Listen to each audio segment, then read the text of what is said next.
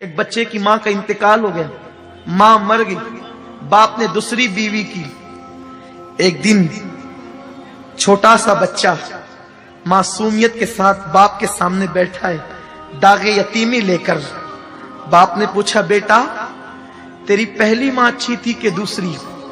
ماں ایک ہی ہوتی، کہنے کو دوسری ہے لیکن ماں ایک ہی ہوتی، ممتا ایک ہی ہے، دل ایک ہی ہے، پیار ایک ہی ہے، پیٹ میں رکھنے والی وہی حقیقی ماں ہے، باقی سینکڑوں مائیں بن سکتی ہیں۔ بیٹے تیری پہلی ماں اچھی تھی یا دوسری ماں؟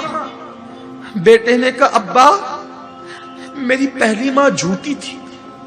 جو ماں مر گئی نا، توجہ سے سن لے جن کے گھروں میں مائیں ہیں، جو پہلی ماں مر گئی نا جو حقیقی تھی وہ جھوٹی تھی، اور میری دوسری ماں سچی ہے۔ باپ نے پوچھا، کیسے بیٹا؟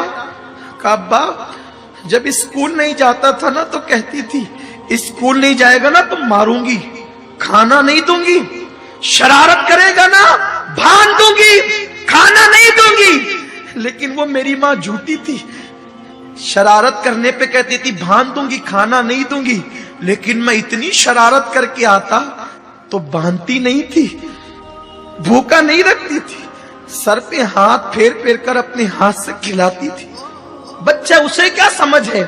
تو کہتا ہے وہ جھوٹ بولتی تھی، باندھنے کے لیے کہتی تھی، باندھتی نہیں تھی، سر پہ ہاتھ پھرا پھرا کے کھلاتی تھی، کہتی تھی کھانا نہیں دوں گی، پھر بھی کھلاتی تھی۔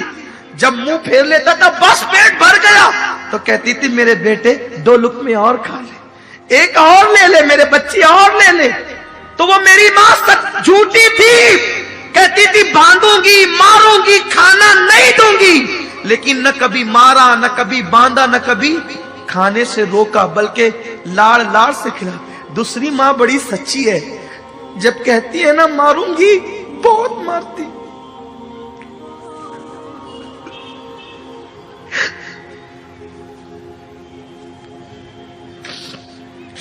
اللہم صلی علی سیدنا و مولانا محمد و آل محمد۔